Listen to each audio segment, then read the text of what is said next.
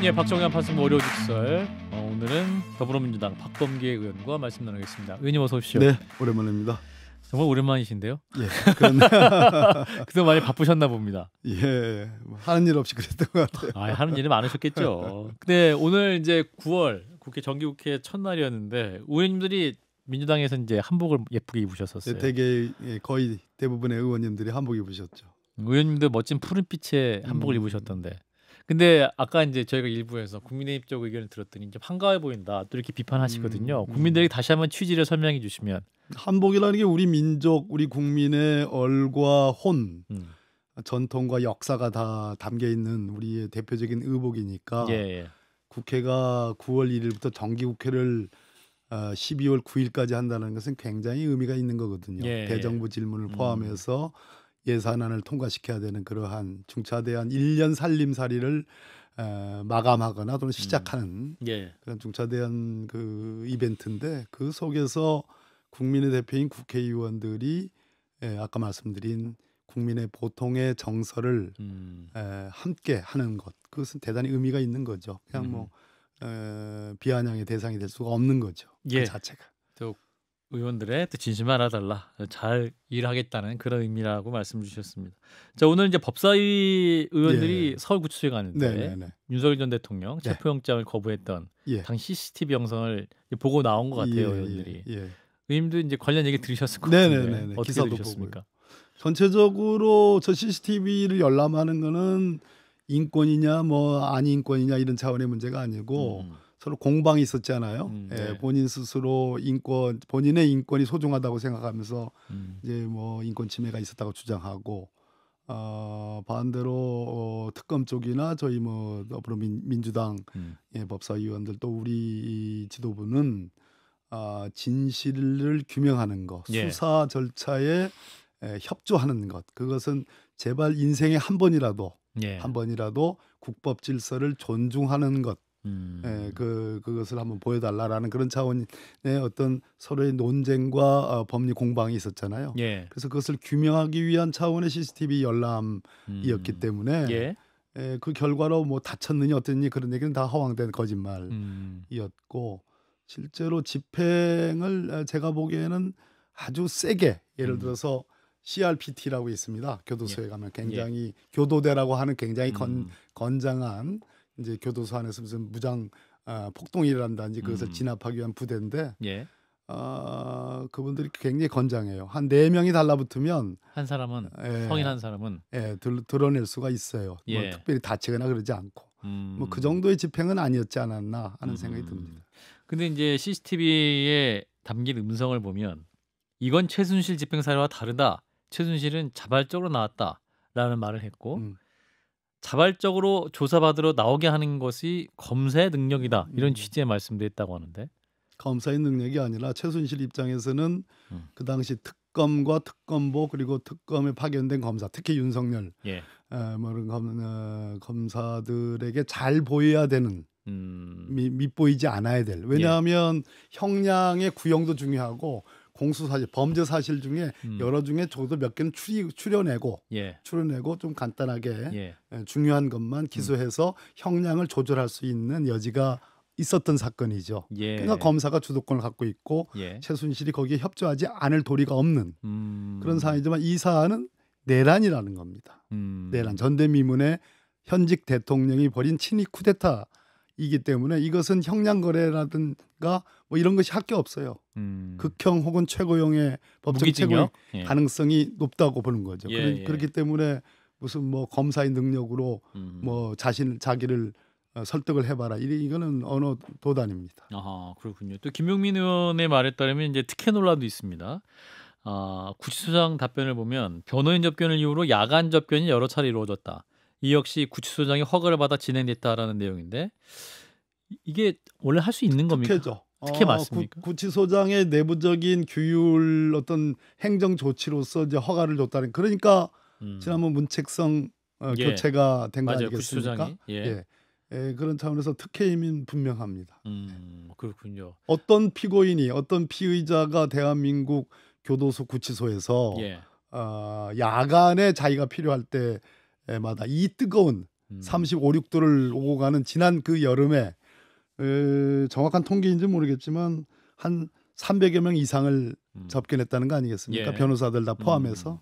그리고 뭐 시간적으로는 어마어마한 시간을 접견을 통해서 그 뜨거운 여름에 그 소위 자기한테는 뭐 에어컨이 안 들어오고 선풍기만 잠깐 들어온다라고 주장했지만 예. 실제로는 에어컨이 들어오는 그런 장소에서 접견을 통해서 그 뜨거운 여름을 지났다라는 특혜임이 예. 분명합니다.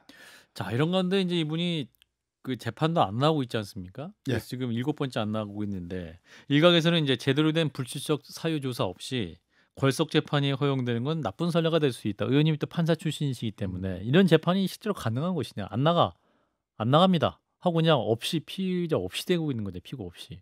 대한민국 국법 질서, 네. 특히 이 어떤 수사권의 수사 질서나 더 크게는 재판 질서, 재판이라는 국법을 엄히 시행하는 거기에 협조하지 않는 피의자 피고인이라는 것은 예. 없습니다. 예. 윤석열만이 선택할 수 있는 거예요. 더더군다나 우리가 지금 이제 새까맣게 잊고 있는데 4월 4일, 2025년 4월 4일 이미 대한민국 최고 헌법기관인 헌법재판소가 윤석열에 대해서 탄핵을 선고하면서 예. 파면을 선고하면서 이미 내란에 관한 주요한 사실들을 다 인정을 했습니다. 예. 그것을 까맣게 잊고 있어요. 그러면 대한민국 법정은 어때야 되느냐? 물론 그 형사재판이라는 것이 그냥 형식적으로 해야 된다는 주장은 아닙니다만 대한민국 최고재판소에 의해서 상당 부분 내란의 혐의가 인정이 됐고 파면이 된 사건이에요. 예. 그럼 그걸 전제로 해서 재판이 진행이 돼야 되거든요. 예. 윤석열 자신도 최소한의 대한민국 최고기관의 그러한 파면 결정을 받았다면 본인 스스로 뉘우침이 조금이라도 일이라도 있어야 되는데 예. 그렇지 않다는 점에서 국법 질서를 처음부터 끝까지 외면하고 지키지 않는 그러한 DNA가 작용하고 있다라고 생각합니다. 거기에 대해서 지금 재판부가 예. 소위 석방한 재판부 아니겠습니까? 직연 재판부. 예, 구속 취소 결정했고 예. 검찰이 그걸 받아가지고 즉시 항고도 하지 않고 지금 그런 거 아니겠습니까? 예. 그런 부분을 특검이 지금 수사를 지금 개시하려고 하고 있는 거 아니겠어요? 그런 상황에서 아직까지도 그냥 단순한 걸석 재판의 형태로 이 국법 질서에 협조하지 않는 전직 대통령, 파면된 전직 대통령에 대한 재판을 하는 것은 그것은 어느 모로 보나 그는 국민 정서상으로도 맞지 않다. 그래서 민주당 일각에서 특별재판부 얘기가 나오지 않습니까? 의원님은 동의하십니까? 특별재판부 해야죠. 해야 됩니까? 해야 됩니다. 판사 출신이신데 그러면 특별검사처럼 특별판사 그런 건가요? 두가 딱 특별재판부는 딱 두 개입니다. 하나는 지금 특검이 3대 특검이 운영이 되고 있는데 특검에서 수사하는 사안에 대한 구속영장을 특별 영장 전담법관에 의해서 즉 내란죄를 전담하는 영장 전담법관에 의해서 구속영장 발부 여부를 심사받는 것과 지금 윤석열처럼 기소돼서 재판받는 사안에 대해서 특별한 재판부를 구성해서 공판을 진행하는 거 이 두 가지인데요. 다 판사들을 대상으로 하는 겁니다. 추천위원회를 만들어서 거기는 뭐 국회도 참여하고 뭐 대한변협도 참여하고 그렇습니다만 판사들 중에서 특별재판부, 특별영장전담부를 만드는 것이기 때문에 위원회 소지는 없는 겁니다. 판사 아닌 사람을 데려다가 특별재판부, 특별영장전담법관을 만든다면야 문제가 있지만 그렇지 않고 대법원장이 또 임명하게 돼 있어요. 그래서 위원 소지는 저는 말이 안 된다고 생각합니다. 법원장 입장에서 왜 위원 소지도 있고 재판의 독립성 침해 우려가 있다? 제가 아까 헌법재판소 얘기를 강조를 드렸잖아요. 그렇죠. 우리 법원이 대한민국의 사법부가 지금 1심이든 또는 지난번에 뭐 대법원이든 과연 이 엄중한 12.3 내란 사건과 여러 가지 이 뭐 국민의힘에서 자행됐던 부하 동조 그 방조 행위 등등 또는 선전 선동 행위 등등에 대한 그 중대한 어떤 엄정한 의미, 역사적 의미 그리고 헌법재판소에 의해서 이미 심판받은 사안에 대해서 재판을 형식적으로 하라는 얘기가 아니라 그 역사적 엄정함을 우리 사법부가 저는 중요하게 보지 않는 듯한 그런 점이 저는 아쉬울 따름입니다. 그렇군요. 만약 그렇다면 특별재판부에 대해서 무슨 이런저런 위원이니 그런 얘기 할 수가 없는 거죠. 의원님 말씀이면 어떠한 그 12.3 내란 사태 그 이후에 헌법재판소의 탄핵 인용 결정을 고려한다면 네. 한덕수 전 총리에 대한 구속영장도 법원이 기각할 수는 없었을 것이다. 이런 판단이십니까? 방조로 네. 특검이 영장을 청구했어요. 예. 내란 방조 혐의로. 느낌상 방조하면 좀 혐의가 약해 보이잖아요. 정범이 있고 예. 방조범이 있는 거예요. 예. 방조범은 다른 표현을 하면 종범이라고 합니다. 종범, 예. 주종할 때 종범. 따라했다. 예, 그러니까 그 혐의 자체만으로 이미 구속영장이 발부될 수 있을까 하는 저는 그런 생각을 가졌습니다. 특검에서 나오는 여러 가지 기사들을 해보면 기사들 종합해 보면 한덕수 당시 총리도 그 소위 내란 국무회의를 통해서 내란을 정당화하려는 행위, 예. 즉 방조범의 행위뿐만 아니라 본인 스스로도 뭐 한혜종을 뭐 폐쇄하게 했다든지 와 유인천 전 장관의 통화를 통해서 네. 실행 행위가 일부 있었다고 기사들이 나왔습니다. 예. 그 부분에 대한 혐의는 어떻게 된 건지 만약 그 부분 혐의가 있다면 그것은 단순한 방조범이라 보기 어렵죠. 그런 측면에서 구속영장을 청구하는 혐의 자체에 예. 한계가 있었고 아하. 법원도 심사를 하면서 왜 그 당시에 12.3 내란이라는 것을 윤석열이 감히 꿈꾸고 실행에 돌입했던 그 이유들 중에 가장 대표적인 것은 2인자, 예. 국정 2인자, 대통령을 제1로 보좌하는 국무총리의 역할에 대해서 법원도 가볍게 경시한 거 아닌가라는 그런 점에서 대단히 저는 영장 기각 사안에 대해서 대단히 아쉽고 문제가 있다고 보는. 예, 전현희 최고위원도 이 특별재판부 말씀하시는데 지기현 판사를 징계를 하면 내란 특별재판부가 설치하는 입법 조치할 필요는 있을까? 이런 말씀도 하시더군요. 그러니까 너무 또 이게 지기현 판사에게만 또 원포인트로 또 말씀하시는 경향이 있는 것이 아니냐, 지적도 있을 수 있을 것 같긴 합니다만. 이제 우리가 형식이나 조건 등은 다 하자가 없이 객관성, 중립성을 갖춰야 됩니다. 예. 예, 그런 측면에서 지기현 재판장의 소행에 대해서 우리는 비판은 하는데 그러한 한 사람의 그런 문제가 아니라 이 사건이 갖고 있는 역사적 엄중함 때문에 특별재판부가 필요하다라는 그런 차원으로 접근하는 게 저는 맞겠다 싶습니다. 예, 그렇군요. 의원님 굉장히 강하게 주장하시는군요. 특별재판부에 대해서. 아무래도 그냥 내버려두고 그냥 보기에는 예. 마땅치 않다. 알겠습니다. 자, 권성동 의원. 네네네. 지금 이제 법원에서 이제 뭡니까? 이제 그 법무부에서 체포 동의안을 이제 국회로 보낸 것 같습니다. 이제 그래서 이제 권성동 의원도 불체포 특권 포기하겠다. 뭐 이런 입장인 것 같습니다. 관련 사건 어떻게 보고 계십니까? 불체포 특권을 포기하겠다고 해서 그 특권이 포기되는 게 아니라 그런가요? 헌법상의 권리이기 때문에 예. 본인이 포기하겠다 안 하겠다 그런 입장과 관계없이 이미 체포 동의안이 국회에 왔습니다. 예. 그것은 막을 수가 없어요. 그건 헌법상의 여러 가지 제도기 때문에. 예. 그래서 다음 주 월요일이 아마 체포 동의안 온 첫 국회이기 때문에 그때 보고가 되고 보고된 뒤로부터 24시간부터 72시간 내에 그다음 회기 그다음 저 국회 소집일에 체포 동의안을 처리를 하게 됩니다. 이제 권성동 의원은 지금 이제 이런 입장을 냈어요. 방문하고 인사한 건 사실이다. 한학자 씨를 말하는 것 같아요. 통일교의 한학자 씨. 방문하고 인사한 건 사실이지만 금품을 받은 일은 없다. 그리고 민주당의 야당 교섭단체 대표연설 일정을 제 체포동의안 표결로 덮으려 한다는 의혹까지 제기되고 있다. 이렇게 주장하고 있는데. 월요일 날 저희들 민주당 정청래 대표의 교섭단체 대표연설이 있습니다. 그러니까 그날은 보고만 하기 때문에 처리를 안 해요. 그러니까 이미 틀린 얘기죠. 틀린 얘기고 그로부터 24시간이 지난 다음 국회 회기에 다음 국회 회의일 날 체포동의안을 처리하니까 말이 틀린 얘기고 증거가 있느냐라는 본인은 뭐 큰절만 하고 왔다고 그러는데 윤영호 씨라고 있잖아요. 지금 세계본부장, 통일교 전 세계본부장. 이분의 입을 통해서 이미 많은 보도들이 있었습니다. 그러니까 큰 거 하나 서포트라는 그러한 직접적인 진술이 있다면 그 정도 나왔다면 더군다나 그 윤영호 전 본부장의 소위 다이어리 수첩이 있다는 거 아니겠습니까? 저는 그거를 안종범 수첩과 유사한 거라고 저는 보는 사람이에요.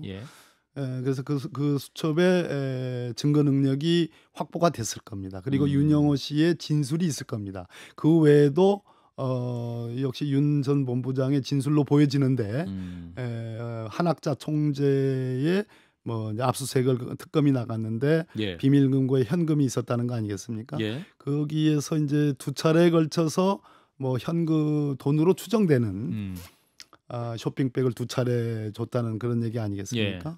그랬을 때 놓고 볼 때 저는 권성동 의원에 대해서 특검이 지금 더더군다나 조은석 특검이잖아요. 예. 조은석 특검 맞습니까? 지금 김건희 특검이죠. 김건희 특검, 예. 김건희 특검은 민중기 특검이에요. 예. 법원에 법원장까지 한 판사 출신이죠. 예. 그러니까 법리 이런 증거 능력에 대해서 굉장히 치밀할 거라고 저는 보여지는데 그렇다면 CCTV라든지 아까 수첩, 진술 이런 등등의 물증들 또는 소위 그 금고에 현금이 있으면 그 현금을 마련한 시점 그리고 뭐 줬다고 주장하는 그 날짜의 근접성 이런 등등에 의해서 저는 소명이 됐다. 왜?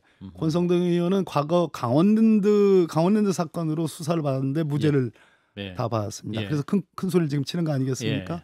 그런 점을 특검들이 알고 있기 때문에 철저하게 구속영장 청구에 대한 소명을 저는 충분히 갖췄다고 그렇게 보는 사람입니다. 그렇군요. 그러니까 이제 통일교 측에서는 지금 돈을 주기 전에 그 돈 상자도 사진 찍어놨다는 거 아니에요? 그런 것도 있다고 그랬죠. 그러면은 근데 이게 지금 본인이 갖고 있다는 건 없으니까 사실은 주려고 했던 사람도 이거 준비했었고 줬다 이렇게 말하는 것 자체로도 입증이 되는 건가요? 그 진술만 있으면 좀 부족할 수 있죠. 수사를 뭐 그렇게만 하지는 않고 아까 말씀드렸듯이 그 돈을 했다고 하는 그 인출 시점 그리고 뭐 전달했다는 시점의 유사성 뭐 CCTV에 관련한 그 금고 안에 실제로 돈이 이 건과 권성동 의원에게 제공됐을 돈과는 관계없는 다른 돈들이 있는지 여부 그리고 그 윤영호 씨 등의 그 진술의 그것의 일치성 이런 것을 종합해서 판단하기 때문에 그냥 어떤 진술 하나만 가지고 혐의가 있다 없다 결정하지는 않죠. 그렇군요. 체포동의안이 이제 만약에 통과가 되면 구속영장이 청구될 수 있는데 그 영장이 통과될 거라고 보십니까? 체포동의안 국회에서 이제 불체포동의안이 통과가 기억나십니까? 한동훈 법무부 장관이 이 바스락거리는 소리 돈에 뭐 등등으로 표현되는 그 엄청난 소위 우리로서는 이 사실상 예단을 끌어내는 과장된 과한 일종의 체포동의안 필요성의 설명이었다라고 저희들 얘기했지 않습니까? 정성호 법무부 장관 굉장히 고민이 많을 겁니다. 그렇지만 적어도 특검 쪽에서 보낸 특검이거든요. 특검 쪽에서 그냥 일반 검사가 아니고 일반 검사들이야 검찰 독재로 우리는 규정을 했으니까 그 사안과는 저희들은 다르다고 보고 이것은 법률에 의해서 단건으로 국민적 어떤 지지와 정당성을 갖고 사는 수사이기 때문에 정성호 법무장관께서 특검이 보낸 대로 저는 자세하게 국회의원들에게 설명할 필요가 있다고 봅니다. 그렇다면은 체포동의안이 나오지 않겠느냐 그 점을 전제로 해서 라는 생각을 가져봅니다. 무난히 통과될 것이다라는 말씀. 자, 검찰 개혁을 놓고 지금 당정 간에 불협화음이 있는 게 아니냐 이런 얘기가 나오고 있습니다. 이를테면 이제 수사와 기소는 분리하는 건 대원 측은 동의하고 당정대가 합의했죠. 그런데 중수청을 어디에 둘 것이냐, 행안부에 둘 것이냐, 그러니까 경찰을 통제하는 행안부에 둘 것이냐, 아니면 법무부에 둘 것이냐. 근데 의원님 생각은 어떻습니까? 뭐 결론적으로 얘기하면 검찰 더 이상 못 믿겠다. 검찰 독재의 폐해가 너무 크다. 수사권 남용이 너무 크다. 그 반성의 여지로서 검찰 개혁이 되잖아요. 그렇기 때문에 검찰을 지휘하는 감독기관인 법무부에 두겠다라는 거.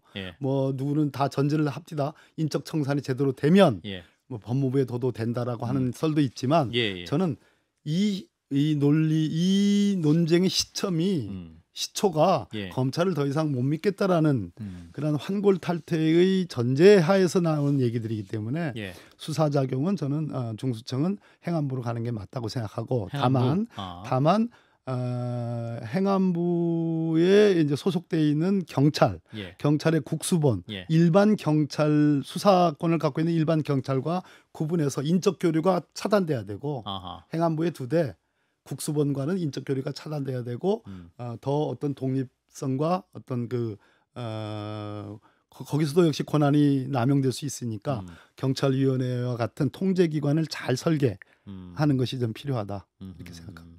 그러니까 이제 검찰에 대한 불신 때문에 이제 검찰 개혁이 시작이 됐고 수사권도 분리를 하고 네. 지금 또 중수청도 법무부가 아니라 행안부로 가자. 검사가 많은 법무부 말고 행안부로 가자 이런 얘기인데 그럼 경찰은 믿을 수 있느냐? 그래서 통제 문제가 나오는 거죠. 네. 아까 제가 말씀드렸듯이 국수본이 있고 또 중수청 가면 마치 그런 행안부 장관이 수사에 대해서 지휘를 다 할 수 있느냐? 그거 아닙니다. 아니다. 그거 아니고 어차피 다 영장 청구권은 검사가 또 갖고 있어요. 그걸로 통제하고 또 기소 여부는 역시 검사가 또 사후적으로 통제하지 않습니까?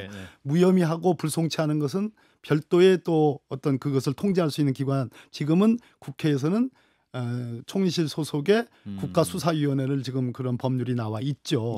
아까 제가 또 하나 말씀드린 것은 경찰위원회를 실질화해서 권한 남용하고 집중을 통한 폐해가 있을 수 있는 것을 잘 통제하면 된다.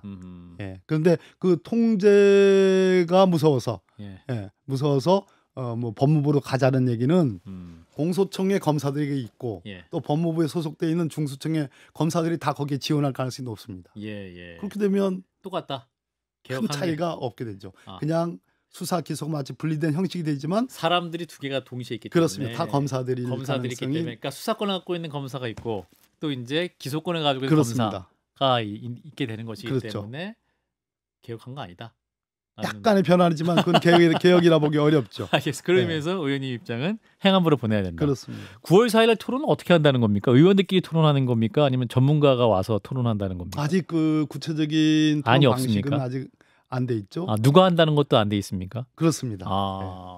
아마도 지금 단위에서는 검찰 개혁 특위가 있으니까 거기가 주체가 되지 않을까 하는 생각이 되는데요.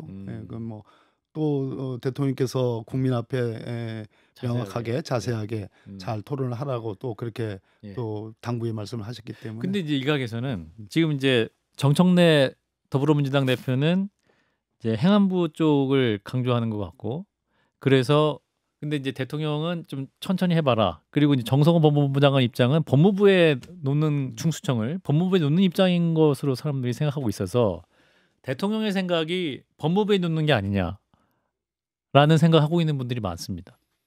중수청을. 쟁점이 법무부에 두느냐 행안부에 두느냐는 것은 제가 보기에는 9월 오늘이 1일이니까 그렇습니다. 앞으로 2주 내에 결정이 나는 2주 내에 결정납니까? 왜냐하면 정부조직법을 다른 건 아직 뭐 형사소송법이라든지 검찰청법 개정은 나중에 추석 이후에 그렇죠. 올 연말에 차근차근 하되 정부조직법에는 법무부 편이 있고 행안부 편이 있어요. 그러네요. 그럼 중수청을 어디다 둘 거냐? 그건 결정해야 되네요. 그건 결정을 해야 되고 법무부 편에 있는 검찰은 어떤 검찰이냐? 그것도 검찰을 공소청으로 바꿔야 되는 그런 부분이 있습니다. 그러니까 그거는 금방 승부가 나는 게임인데 대통령께서는 저는